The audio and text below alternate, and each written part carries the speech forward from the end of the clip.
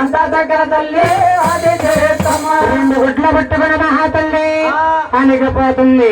కాలు జారిన గుట్ట కింద పడ్డారా, కాలు జారిన గుట్ట కింద పడ్డారు, కాలు జారిన గుట్ట కింద పడ్డారా, కాలు జారిన గుట్ట కింద పడ్డారు. కింద పడ్డా గుట్ట బద్దరాసిందా, బద్దరాసిన గుట్ట ఏమేనమ్మా,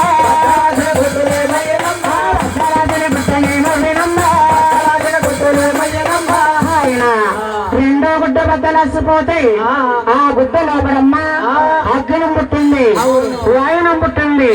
చెట్టులు శ్యామలు పర్వతాల కింద మారిపోయి గంగై పాకుతుంది. మీ సభా పూజలు ఆశ్చర్యంగా అడగచ్చండి. ముందుగా గంగమ్మ తల్లి పుట్టిందన్నారు, ఇప్పుడు గంగై పాకదేవి అనుకోవచ్చు. మన భూదేవి తల్లి కింద మన భూదేవి తల్లి పైన